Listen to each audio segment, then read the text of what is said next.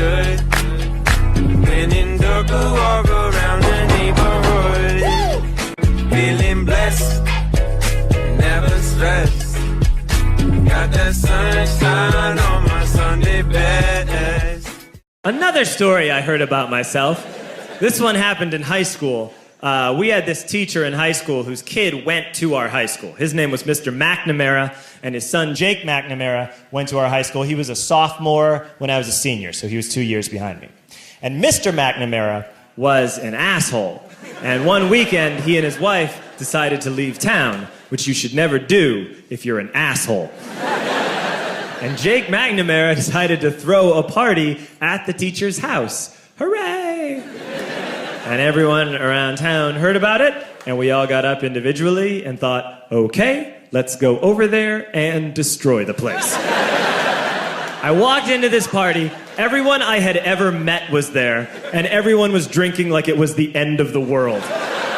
People were drinking like it was the Civil War and a doctor was coming to saw our legs off. It was totally unsupervised. We were like dogs without horses. We were running wild. I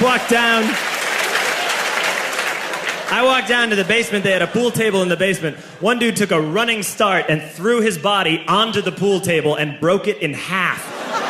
Another kid found out which room was Mr. McNamara's and went upstairs and took a shit on his computer. So the party was going great. I'm standing in the basement and I'm holding a red cup. You've seen movies. And I'm standing there and I'm holding a red cup and I'm starting to black out. And I guess someone said like, something, something, police. And in a brilliant moment of word association, I yelled, fuck the police! Fuck the police! And everyone else joined in. 100 drunk white children yelling, fuck the police. With the confidence of guys who have like already been to jail and aren't afraid of it anymore. You know, that like, I serve my nickel, you come and take me confidence. But white children. The reason someone had said something, something police was because the police were there. So a Chicago police officer walked down the stairs and got to the bottom in the basement and looked out over a sea of drunk toddlers yelling, fuck the police, in his face. And he was almost impressed. He was like, wow. And then he leaned into his walkie-talkie and went, get the paddy wagon. And my friend John, who is now a father, this man now has a baby, he grabbed a 40, smashed it on the ground, and yelled, scatter!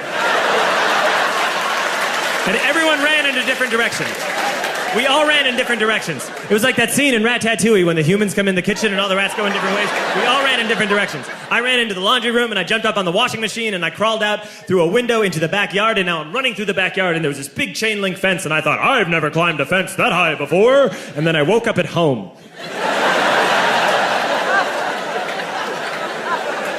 On Monday, I went to school because that's what we did back then. And I'm walking into the school building, and who do I see but Jake McNamara? And he says to me, hey, were you at my party on Saturday? And I said, no. You know, like a liar. And he said things got really out of hand. Someone broke the pool table. Someone took a shit on my dad's computer.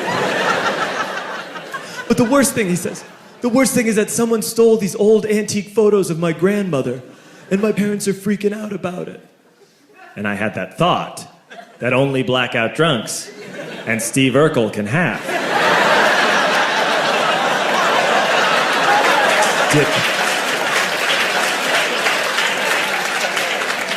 Did I do that? I figured, no, I wouldn't have done that. But I was never sure until 2 years later. Relax. I'm playing video games with this kid named Alex that we also went to high school with. 2 years later, we've graduated by now. We're playing video games for a couple hours. And then Alex says to me, hey, come here, I want to show you something.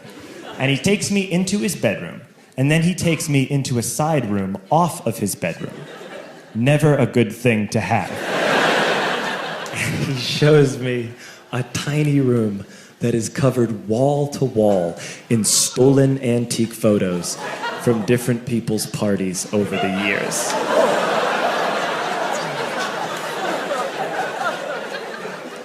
And I said, why?